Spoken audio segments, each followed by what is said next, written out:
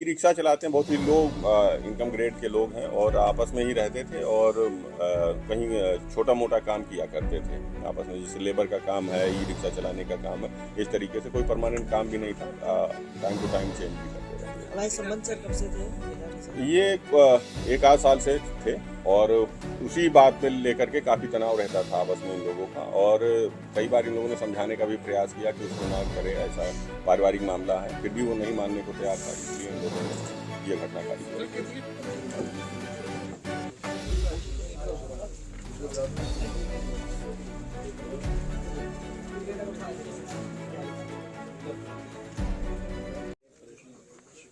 Sir 126 में एक body मिली थी, उसको वर्कआउट किया गया है, क्या कुछ प्रकरण था और किस रीजन की वजह से हत्या की गई थी?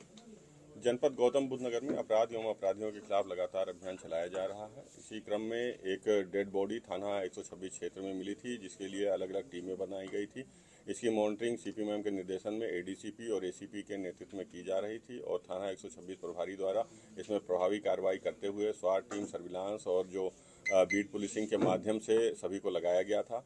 ये घटना का सफल अनावरण करते हुए इसमें 3 अपराधी जो मुख्य थे उनको गिरफ्तार किया गया है। जब गहनता से पूछताछ की गई तो पता चला जो मृतक अजय मुखिया है वो और उसका रिश्तेदार, 2 रिश्तेदार जो थे, वो साथ में उनके रहते थे। 3 अगल बगल के झोपड़ियों में रहते थे और पारिवारिक संबंध थे आपस में।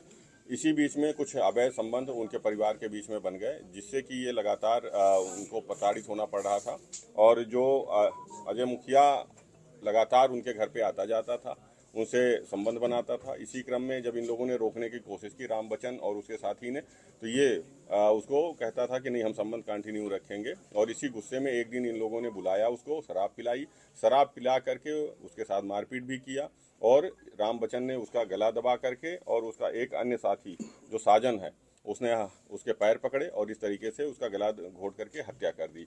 अभी 2 मुख्य अपराधी और इनके साथ एक सह अभियुक्त जो अशोक है वो भी गिरफ्तार हुआ है। अभियुक्त जो अशोक है उसने लाश छिपाने में इनका साथ दिया था, अपने ई रिक्शा से लाद करके ले गया था और पुस्ता रोड पे नहर की तरफ उसने उसको डाल दिया था।